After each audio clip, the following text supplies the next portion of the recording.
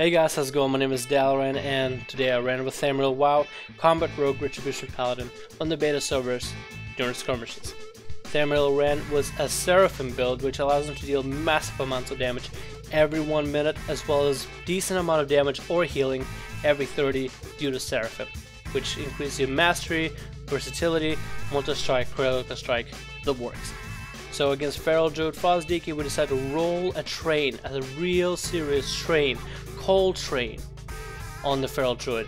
And we pretty much steamroll through all his heals, not allowing him to really gain any upper hand on us as the damage is just too much. Again, internal bleeding, and it's funny because it's a Feral and they're all about bleeds. And Thamriyell gets a hammer dropping on the Feral. As soon as the Feral is low enough, I pop Shadow Reflection, Evasion after the damage is throwing into me, and then I kill and spree on the Feral. With some shots of Judgment and whatnot from Thamriyell, we get the Feral low, and then we take a sweet time bursting down a really tanky DK. You might think it's Blood DK, but Frost and Unholy and Blood pretty much all take the same amount of time to kill these days on the beta servers. At least Blood DK is not overpowered like they used to be earlier. So the next match is Boomy Retribution Paladin.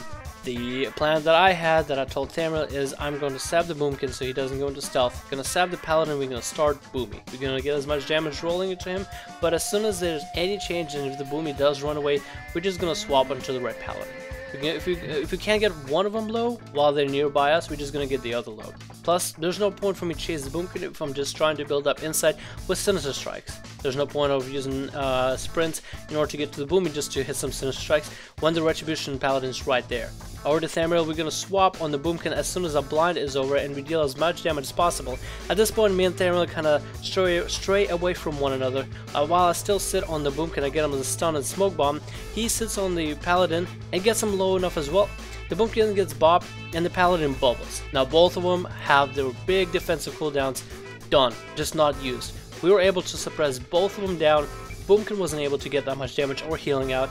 Retribution Paladin wasn't able to get that much damage or healing out. And now we're just going to sit on the Boomkin while avoiding as much of the finally to be revealed burst from the Retribution Paladin. And down goes Vinruki. After that we just sit on the Retribution Paladin until the end of the match. Nothing special, just simple swaps and pressure. The next match was a fun one. It was against a Subtlety Rogue Restoration Shaman. So I told Thamriyell, as soon as they come out of stealth, I will open Restoration Shaman, but you need to use your Hodge in order to stun the Rogue's damage off. I sabbed the Shaman thinking the Rogue is going to sab my Paladin. I looked for a Rogue real quick, but I decided I'm going to just open this Shaman right here. Thamriyell gets sapped, and then he Hodges the Rogue as soon as possible. Since the Rogue is Subtlety, he cannot deal that much amount of damage in the opener. I killed the Stream Totem as soon as possible, and then we just run a train on the blue. And we just train the blue for the most of the match, and we CC the yellow. The Rogue isn't really able to do anything much since he isn't really going Shadow Dance or whatever, not really going heavy on CC. Link Totem comes out. Thamriyell kills it as quick as possible and kicks the heal while I'm killing spraying on the target, and now we have a Rogue who didn't take any damage except from that of a Spirit Link. The Rogue died to the Shaman, not even our fault right there. The next match was a little bit of a switcheroo. Thamriyell was going to open and then I was going to run a train on the Rogue, get as many debuffs on him and really make him pay for opening. The thing that we figure out with Subtlety Rogues is if we make him pay for opening, then Subtlety Rogues cannot really get their full potential opener in the beginning. While my Combat Rogue buff of internal bleeding from the stun, the bleed is going to keep ticking down on him. The stronger visitors are going to tick down, and even whenever the Rogue is away, we're just going to do what we did with Boomkin and the Red, where if we can't sit one, we're going to sit on the other. The Rogue comes out sequentially again, and I use my killing spree to finish him off. If he's gonna show his face, well then I'm just gonna hit him as hard as possible. Then we take a sweet time killing DK, who are just the tankiest class out there right now. The next match is a little bit of a hectic one. It is a match of endurance, it is a match of trinkets, and it is a match of answering the situation according to the best of your abilities. So in this match we have a Marksman Hunter and Assassination Rogue. Gonna be rolling a train on Thamriyell. I get blinded early, but I save my trinket in order to use it for a more appropriate stance. Thamriyell gets Seraphim and wings out as early as possible in order to get the damage rolling, and bubbles at 10% health, converts the damage into healing when he sees the Hunter has the turret up.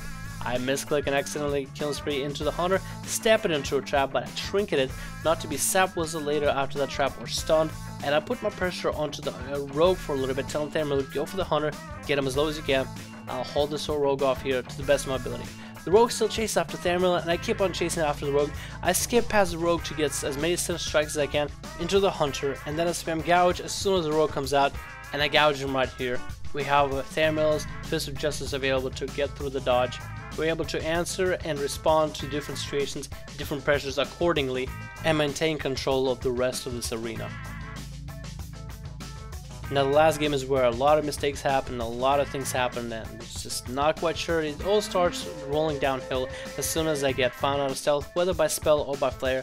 Thamriyell uses Hand of Sacrifice on me early and I use evasion. The hunter is bleeding from the kidney shot and I get caught into a flare. I blind the mage, trinkets, and we just try to deal as much damage into the hunter to the best of our abilities. Thamriyell gets wings and Seraphim up pretty early and tell him just keep on dealing damage. I kill spree into the mage into the hunter, so the mage drops target of me. The mage then goes to try to polymorph Thamriyell, which he kicks it, and I try to deal as much damage with Thamriyell onto the mage to make him block. Thamriyell takes the opportunity to go on the hunter since the hunter is low. The mage does go block, and I am just at such low health with evasion rolling, few sinister strikes to finish off that hunter without any deter, without any trinket available, and this is the only match where you'll see a mage get sap whistled and then leave him simply because a combat rogue is staring him in the face while a Retribution Paladin heals him. This mage leaves purely due to healing. He'll just leave, and healing is what kills him. Thank you guys for watching this video. This has been Dalran, and we're playing with Thamriyell, combat rogue Retribution Paladin on the beta servers against various comps. Hope you guys enjoyed this video, and I hope you guys enjoyed the commentary. Let me know what you think, and I'll see you guys in the next video.